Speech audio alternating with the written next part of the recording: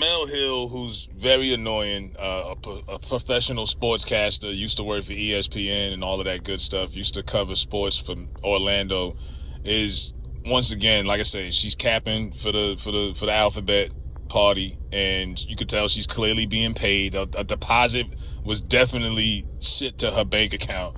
It is so contradictory. A woman who covers sports is on CNN capping for transgender males to compete in women's sports. Make it make sense. The other problem, Scott, is that it's never enough. It's bathrooms today. It's sports today. It's sports tomorrow. It's the military today. That's also sports today, by the way. Yeah, it is sports today. And 80% of Americans agree, by the way. Oh, that's fine. And 80%, guess what? The majority sometimes is wrong. That also happens, right? Because the majority used to believe that Dr. Martin Luther King Jr. was somebody who was a threat, that somebody who was not a good American. The majority of people used to be against civil rights. Were they right? No, they weren't. So she's saying that. Shout out to Scott Jennings. Scott Jennings is the only person with objectivity on that whole damn network who has any common sense or reason most of the time on that show.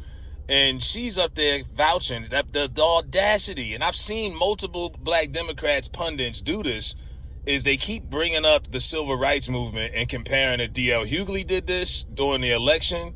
Ben Crump did this. I think Lamont Hill did this. Now Jemele Hill's doing this, where they're trying to, because they know, say what you want politically, most black people grew up in Christian households, have certain morals and values. Let's be honest. Most of us growing up, like it was not like anything gay was really that accepted or embraced. Let's be honest. So to sit there and try to compare the civil rights movement to anything that's going on with this is so disrespectful. And like, come on, man. And then, first of all, she comes up there with the blonde hair, right? The black woman with the blonde hair looking like Craig's girlfriend on Friday and shit. I'm like, come on now. There's so much wrong with this appearance. And she was dead serious, at least trying to convince, because they want black people to embrace LGBT as well as like the whole black and brown thing. You know what I mean? But in real life, black people and Hispanics may coexist. But there is no, when it comes to social and political issues, we think very differently and do our own thing. But they are desperately trying to bunch all of the minority groups here all in one bunch. And it's like, no, man, you can't. It's just like the Sir Michael dude who was on CNN a couple weeks ago. And I'm like, look, I don't care what you think about him politically. He stood on business. When that Spanish lady from The View tried to compare illegal aliens coming over here by choice because their shitty country is terrible, she compared that to slaves who were brought here by force. And he shut her the fuck down, rightfully so. You're not going to tell me as a black person that this is anywhere near the same thing. You know what I mean? But these people are so desperate to try to get everyone on that side. And it's like, man, y'all need to focus and figure out what y'all going to do and how y'all going to get back in office and stop the propaganda. It's not the same thing.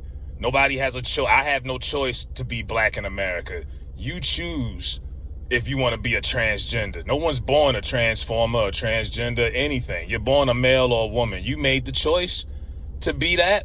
So, hey, there's a lifestyle that comes with that.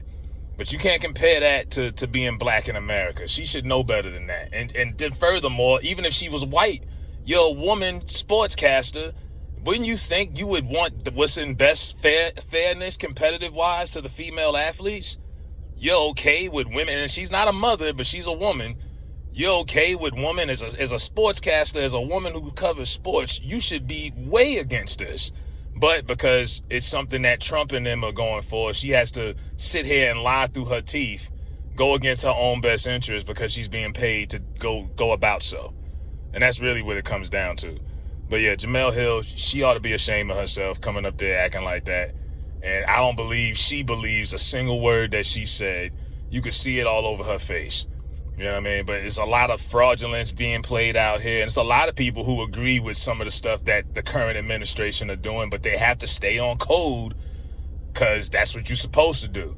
I don't see anything wrong with RFK telling you can't buy junk food with food stamps, you fat fucks. We got 50% of the obesity rate in the country. What's wrong with that?